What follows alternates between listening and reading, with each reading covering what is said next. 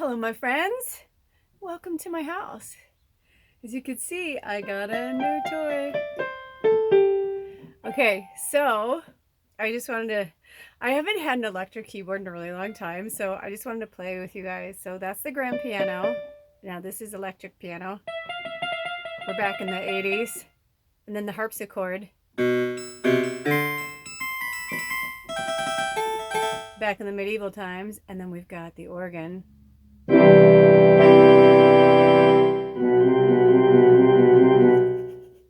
then we have the strings.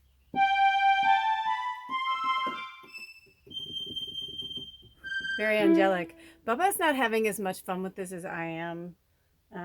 I'd show you her, but she's kind of cranky. But yeah, because, cats hear like 200 times more than us, so I have to turn the volume down. Anyway, falling back in love with my dream. What are you doing? What's your dream? Chase your dream, follow your dream, because it's right there. It's looking for you. It's waiting for you. Your dream is waiting for you. Your dream is waiting for you. Your dream is waiting for you.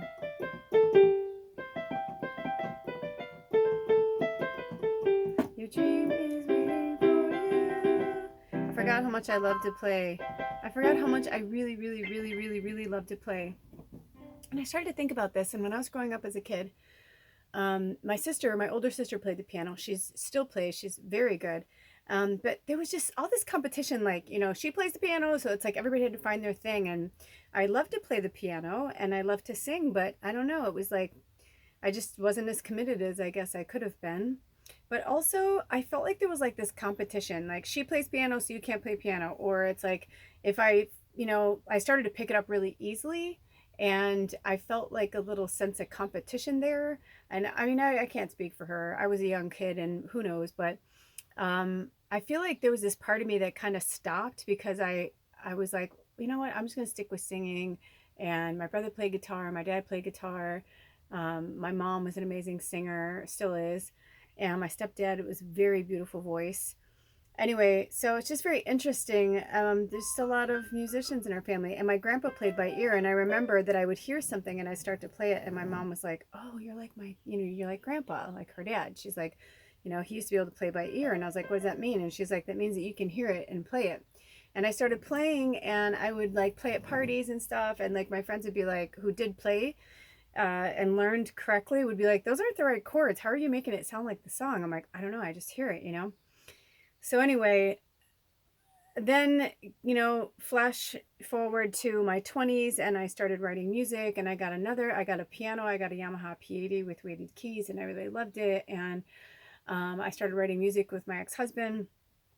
I wrote this beautiful song about Stevie Nicks, the woman with the golden hair. And I just started writing all these songs. And like my old friend and my ex-husband and I, we wrote this song called Save Me that we thought was going to be a hit. And we started shopping it around, and there was just all these things where I just kept, people are like, "You're getting too old." By the time I really started getting into music again, I was in my late 20s and early 30s, and I kept going in and out of it. But I allowed other people's voice to, squelch my own. And, that was a massive mistake on my part that I didn't realize at the time what was happening. Not to mention that in my 20s, I wrote this song about my mom and my dad and like our abusive household. And there was this line in there where I talked about, putting on makeup, her little disguise and her lies and blah, blah, blah. Like I just remembered something about that. And I was so proud of it, and I played it for my family, and they were just like, no, no. I actually recorded a song that was similar to that, called My Disguise, and they thought that I wrote it about my mom, and I had wrote a song about my mom, but I hadn't finished it yet, and it was just like this thing that like turned into a thing. And it was Christmas time. I was completely the wind just blown out of my sails. I went from being like super proud of this thing to my family telling me that it was messed up and I was selfish and what a narcissist I was. And I'm like, "I'm just writing about what happened. This is my story. This is what happened." They're like, "It didn't happen to you." And I'm like, she's like, "It happened to mom." And I'm like, "It happened to all of us." I'm like, "We were there. I was there. You know, I'm like, every time my parents fought, every time words were said, you know, things were flown, you know, punches were landed, I was there. And if I want to write about that, I should be able to write about that. But you know, this was like the 90s and, you know, going over to 2000, and it just wasn't accepted. So, all the times in my life that I've wanted to play music or tried to play music, there's always been something that I have allowed. You know, no matter what they did or said, I'm still the one that stopped it, you know? And I remember joking with my friends one time and in my 20s saying, you know, I have this weird feeling I'm going to be famous like in my 50s. And that's when like Sheryl Crow had just come out and she was like, I think in her 30s, she was like 37. And that was considered old, you know, 37 was considered old. It was somewhere around there. But you know, now with America's Got Talent or Britain's Got Talent and all these shows that came out, you know, like or not like Simon Cowell, but it's like that really helped people to, um, you know, these shows have really helped people to see that you don't have to be perfect. You don't have to be, you know, whatever. It's okay if someone else does it. You can do your version. And I've just been having like all these massive breakthroughs. So anyway, eventually there's going to be more coming out and I'm excited to see what happens. I found myself nervous wanting to play today, and all of a sudden my one of my best friends from childhood who's passed over, she came to me twice in like three songs, because you know I think of my phone as like Bumblebee. When I put it on like shuffle, my music, when I put it on shuffle, I just let spirit speak to me. Anybody, I'm a medium and a channel, so I allow, you know, any outside influences that are there to help me for my greatest and highest good. They know that they are welcome here, and they come to me a lot through music and through song. And she spelled her name Michelle with one L, and that's why it was so crazy, because it was like one song by an artist named Michelle with one L, and it was just like plain and simple, like just the messages that came through on like the album cover and the name of the song and Christmas time and all this stuff. She was like, this is a gift, like don't squander it, you know, like this is a gift, don't rest on your laurels, kind of thing. And then I like, she started talking to me and I started to play and I just started like bawling my eyes out. And then all of a sudden Crybaby came on from Janis Joplin, and I was like, exactly, you know what I mean? Like it was just like they were just like, listen, like you don't have we time, you know. Freddie Mercury came to me earlier, you know, he's like, time waits for nobody, right? Like we have to do it now. We have to chase our dreams now. This is the time. And and so I was crying, and then I wasn't sure. I was like, I don't know, maybe I shouldn't play. I'm like, maybe I'm not good enough to do this. I don't know. And I started practicing, and then all of a sudden another song came on right after that, the third song, and it was from a Michelle with one L, but not the same artist. It was really cool. And and I can't look because it's on my phone. I forgot exactly what the song was, but it was something about like inspired or inspiration or something like that. And just like all these things started to flood in, and I was just like, oh my gosh, spirit, you know. And I've just been feeling like Cyndi Lauper's been coming into my life a lot. Thank you, Anna, one of our tribe members, one of our spiritual warriors. Yes, that came to me in a download this morning when I was speaking to spirit, and it was the spiritual warrior. I heard spirit warriors, or light warriors, or something like that. I'll have to. They had me write it down because I wasn't sure if I would remember. But either way, it was just like this moment where I was like, yeah, I mean, they're just reminding us, like, what did you want to do? What did you love? What like made you so excited? And you know, it's like I started playing, and the craziest part about it was, I mean, I'll turn it down because I don't want to like hurt your ears, but like when I started playing, it was like I just kind of closed my eyes, and of course I smoke some ganja. You know, I like my green. It's legal where I live. Cannabis. So all of a sudden it was like my one hand started going, and the other hand, it was like all of a sudden I was like, what is happening? And I felt like this force going through me, and I was like, I felt like I was Mozart, or like it was crazy, or Beethoven or something, Wolfgang. I mean,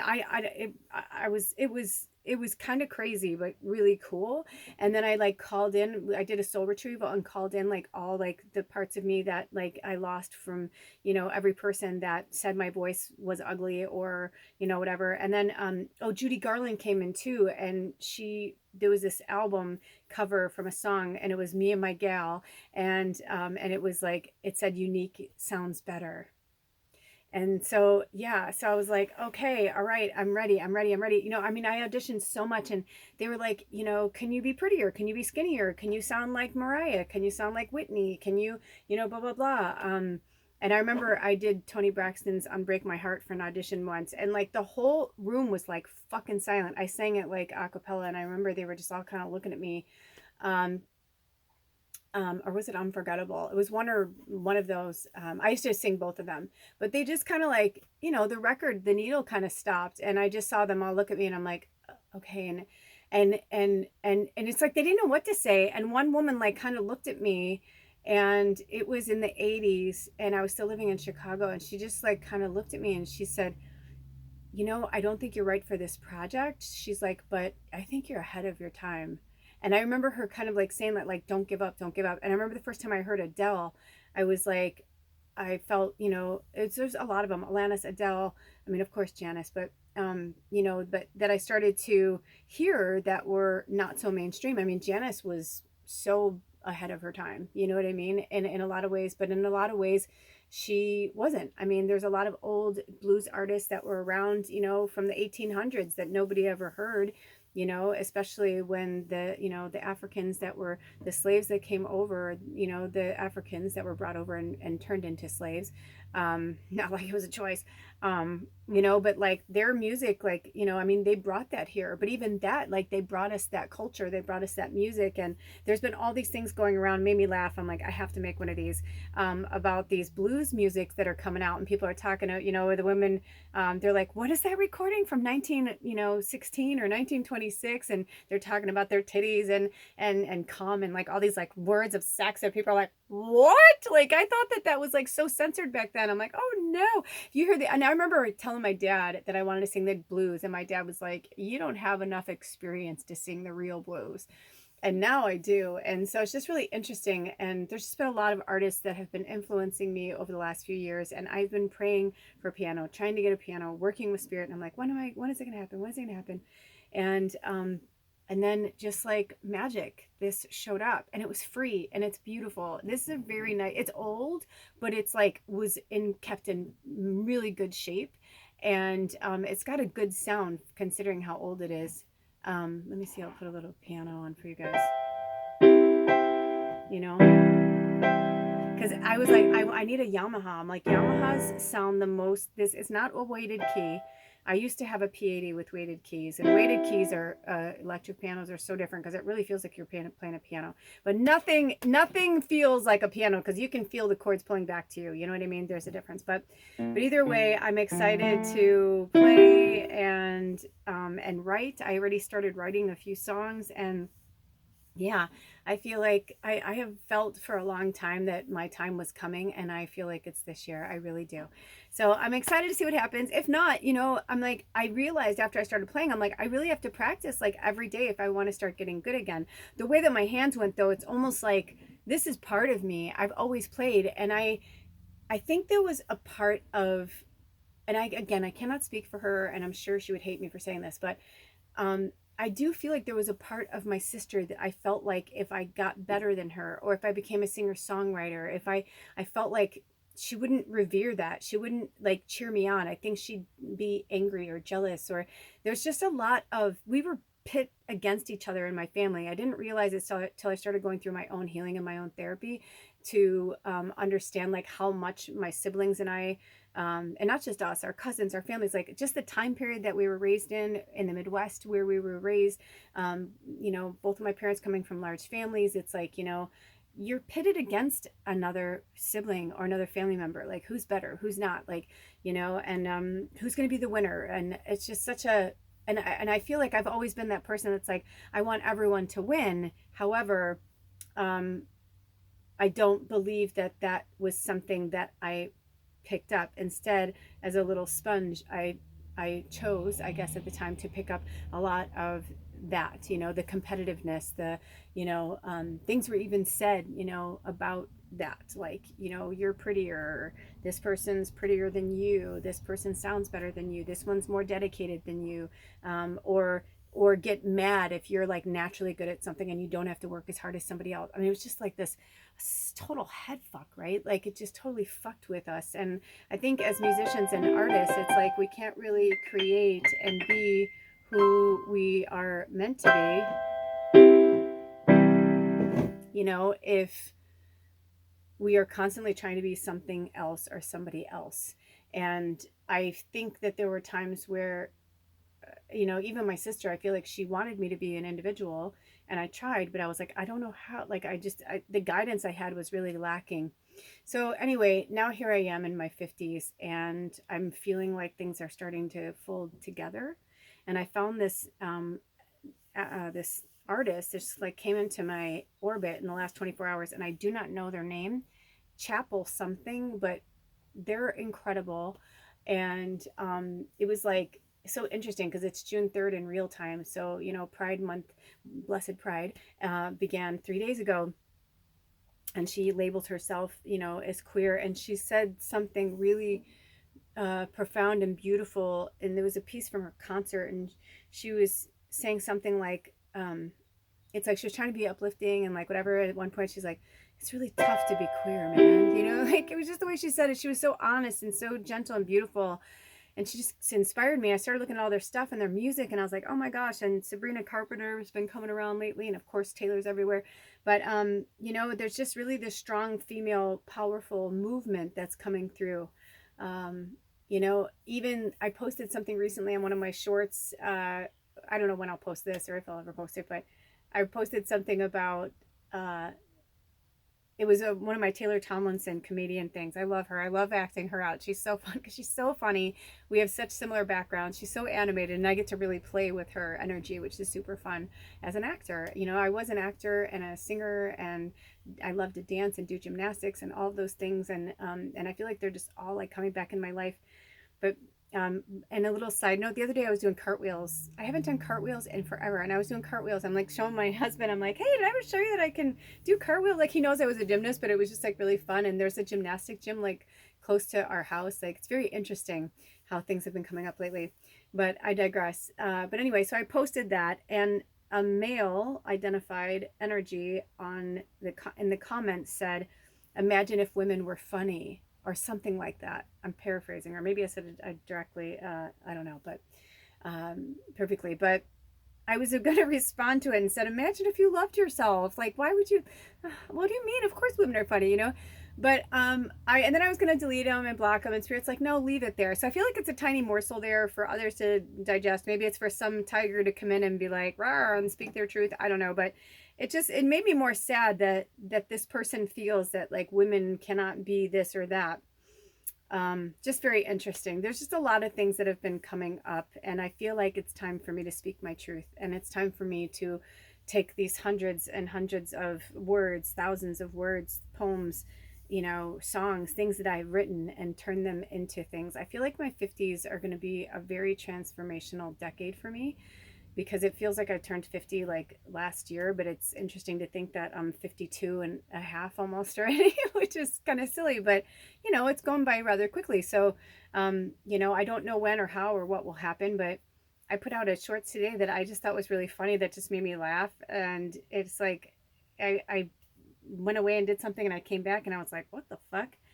And I just like kind of blew up, and I had to laugh to myself. I'm like, that's the shit that blows up. All right. But it was funny to me too, So, I don't know what I'm exactly doing, but when I was younger, I wanted to do stand-up comedy. So that made me laugh when he said that, because a lot of people would say to me, you should do stand-up, you should do stand-up. And I'm like, I'm not funny if I'm trying to be funny. I'm only funny if it's like in the moment, or, sometimes somebody will do something or say something, and then like Spirit will give me something really quickly, my higher self, Spirit, whatever you want to call it.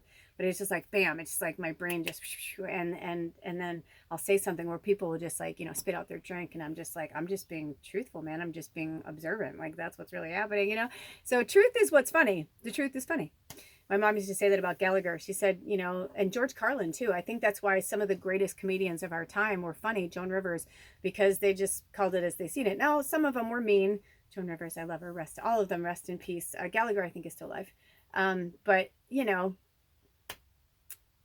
don't want to make fun of people or laugh at other people's expense, right? If you're laughing at yourself and other people and you allow people to laugh with you, that's fine, you know. But when you're making fun of people, I saw something recently where Mariah Carey was talking about how she always loved Joan Rivers and really looked to her for guidance or something, again paraphrasing, and then she said, but then she goes, but she said something to me on the red carpet that I know she thinks she was trying to be nice to me. She goes, but it just really kind of fucked with me. And she goes, and I had to go on the stage and sing with Whitney Houston right after that. You know, she's like, people don't realize like the things that they do or say or just how jarring something can be. So, you know, I feel like music is like that. You know, you don't have to listen to the radio. You don't have to listen to, you know, iTunes or whatever you listen to. Like, you don't have to listen to anything. You know, you're choosing to listen to music. So I feel like that's where the storytellers are, right? They're, you know, not just in books or in movies, they're in songs. And I feel like if you're feeling sad, maybe you want to hear about that fucker who broke your heart. You know what I mean? And you want someone, you're like, yeah, you know, and then, you know, maybe sometimes you're like, I love you, Spirit. Thank you so much for the light inside of my heart. And I think that's what's natural about being human. And right now we're trying to balance the humanity with the spirituality. And I think that that's where a lot of people are getting tripped up, because there's a lot of, you know, sources that I don't really care about you, you know what I mean? Or me. It's all for the money. So it's like, they're like telling you this and you're, oh, I should be this way. Oh, I should be this way, and this paranoia and this stress. And it's like, no, it doesn't need to be like that. It really doesn't need to be like that. We need to find the balance. So I think, I believe my purpose is to do that somehow through music and storytelling, and even my book. Like, I feel like as much as I love the novel that I've been writing for so many years, it's like there are days where I'm like, I'm okay if it never sees the light of day, because I feel like it was so much therapy for me. I had no idea how much therapy it was. And now when I go back and read things, I'm not triggered as much, but there's definitely parts that are kind of jarring where I'm like, wow. But I feel like I'll know when, and Spirit will tell me like if it will ever come to the light of day. Maybe it'll be a short story, maybe it'll be many books like I always thought it would be, like Harry Potter, but maybe it won't. I don't know. We'll see what happens. But in the meantime, you know, remember this. Oh, that's kind of loud. Poor Bubba. You know, a lot of times it's just practice. I'm trying to remember the, you know, things that you know, but also there's so much online that I can look at. The cool thing is, on one side of this keyboard, it has like the keys and chords and stuff, which is really, really cool. And then on this side, it's got like all these other things and things that I can do. I can record myself. Oh, listen to this. It's got a metronome.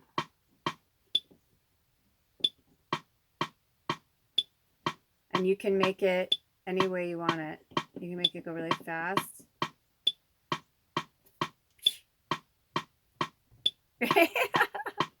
You know, but anyway, I think it's just having something to play with. You know, even if you're somebody like, say you play drums, okay, say you play drums, but you can't have a drum kit in your house, then you know, or you used to play drums and you're like, I want to play drums again, but I live in an apartment. There are so many ways you can do it now, where you can do it through headphones and get like the little pads, and like there's just so many things that you can do. But just don't give up, you know, don't give up, and don't give up your day job until you feel like you're ready to give up your day job. But you know, maybe I'm here to, you know, inspire you to start your own channel or start your own, you know, whatever. I knew I liked playing with social media and the apps and all that, but I knew I needed something more.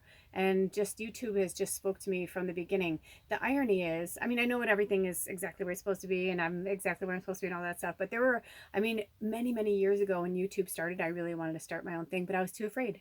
And I threw the idea out to people I knew, and I was like, what do you think? And they're like, oh, dude, don't humiliate yourself or embarrass yourself, like, or, you know, just like a lot of things. And I just let a lot of people influence my thoughts and my choices. You know, I'm like, maybe that's not my destiny. Maybe, you know, and people are like, you're so good at fashion. Just stick to fashion. Or you're so good at, like, you know, putting houses together. Why don't you, you know, go into interior design? It was like, no matter what I did, I was like, I'm good at a lot of things, you know, but this was always my, singing was always my, anyway, singing and playing music was always what spoke to my heart. And it's what's going to speak to my heart now. So what speaks to your heart? It's time to do that thing. And we're in a really good fortune, good luck, good energy, good vibration energy this year with the Year of the Dragon and so many other things that are going on. And now that Jupiter's moved into Gemini, it's time to let your freak flag fly. All right, you guys, thanks for being here. I thought this was going to be like a little shorts or something. I didn't know what this was going to be, but it was fun. And I look forward to sharing more with you guys in the future. Until next time, take good care of yourselves and each other. I love you so much. And check out all the new readings I've been putting up on the Magical Medium. They're really awesome. And please send some healing energy Bubba's way. This molting, I think it's because of her age. I believe she's 13. She's between 13 and 15. It's hard to tell, but every year she molts. She's a Maine Coon and she has fur like, you know, more like a wildcat than hair. And it's it's a long story, but she won't let me brush her. She's very adamant about cleaning herself. She has a broken toe. Like she's kind of, she's not a mess. She's awesome. She's like, I am a hot mess. She's like, you could say it. I'm a hot mess. So just send her some loving, healing energy if you can, because she really needs it. And go give her some love on her channel as well. I'll see you next time. I love you so much. Blessed be. Oh, bye.